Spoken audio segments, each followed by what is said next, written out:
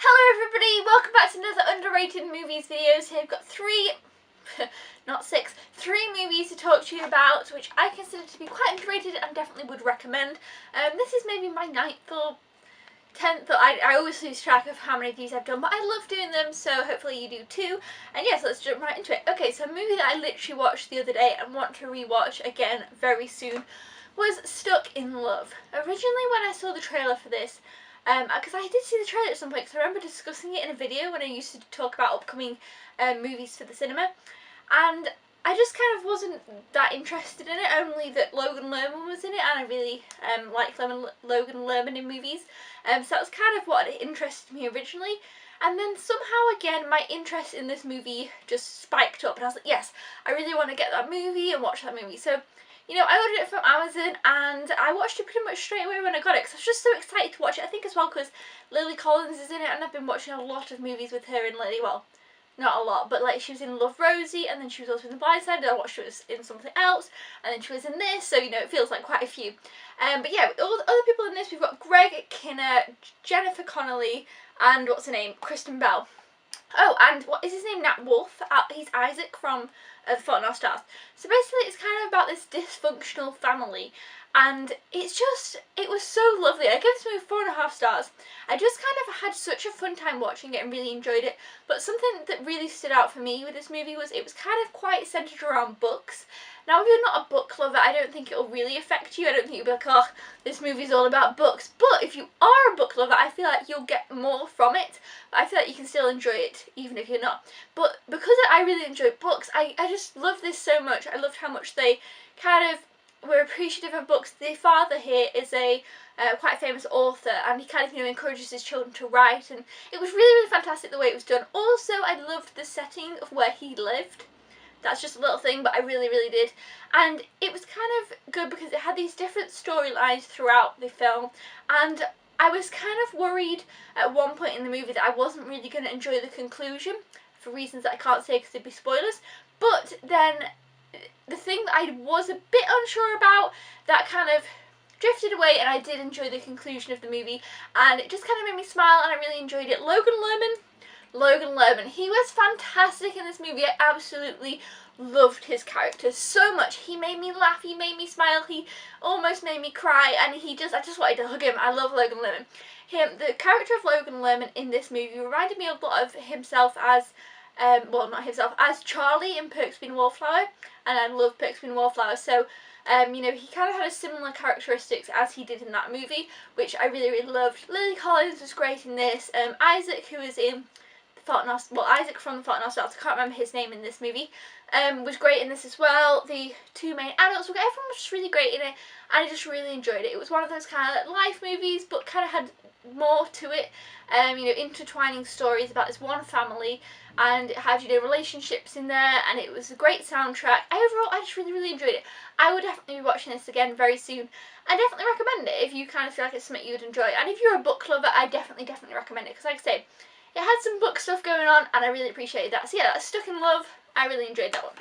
The next one I've got for you is an animated movie, and it is The Road to El Dorado. This was recommended to me by a friend, and it's an older DreamWorks movie, like, you know, along the lines of Prince of Egypt, Spirit, you know, back when they did those ones. And this one I kind of had never really thought much into, never got drawn into it, but I watched it and I loved it. It was just so much fun, so many colours. The music was great, the two main characters were funny and great. I just really enjoyed it, and I left this movie smiling so much. I gave this 4 stars, I think, and I just enjoyed it. It was so much fun. If you haven't seen it, I definitely recommend it, and if you're a fan of animation movies, this is definitely an animation movie to check out.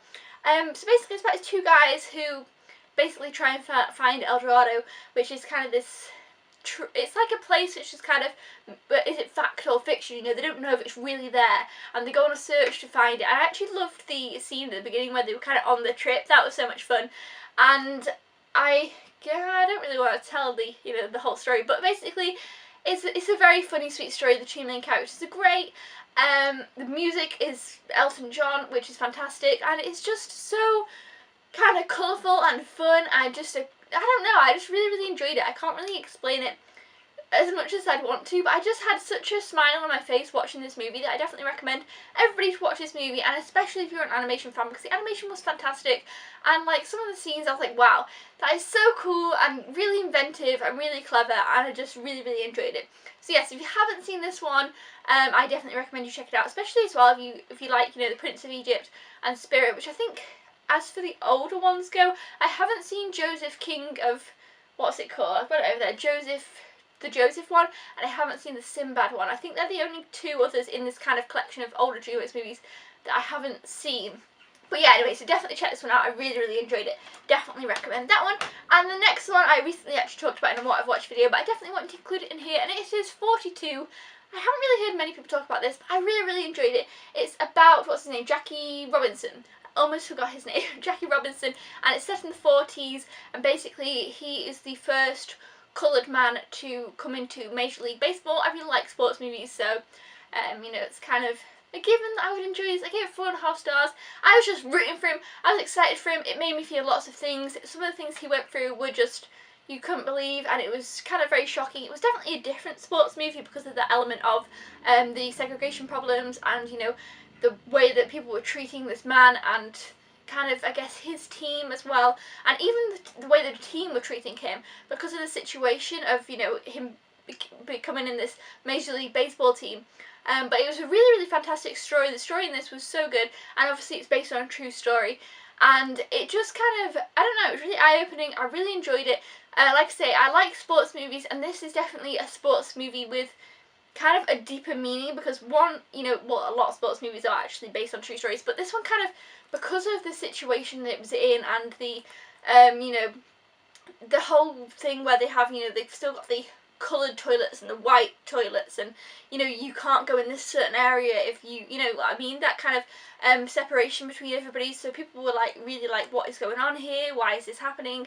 And it was really powerful. That ended up being, you know, such a big part of the movie, so it was so much more than it being, you know, a baseball movie. It was a story of this man and his struggles and his family, and it went over quite a long span of time, and then obviously, you know, at the end, it shows you the true kind of elements, you know, some of the pictures and stuff of the, you know, when it really happened. So yes, I really, really enjoyed this, and definitely recommend everybody to watch it. I feel like my explanation there was a little bit shoddy, but yeah, if you enjoy sports movies, or if you enjoy movies kind of about the civil rights movement and stuff like that, then definitely recommend checking this one out. Even if you don't enjoy either of those things, I feel like you could enjoy this one. It wasn't too long either. It was 123 minutes, so that's like 2 hours long, which isn't too long. Some of these movies can be quite long, but this one, yeah, I get 4.5 stars. I really, really enjoyed it, and I would also watch it again. Sometimes I feel like these aren't the most rewatchable type of movies for me personally, but this one I definitely would rewatch, and so I really enjoyed it. So yeah, definitely check this one out.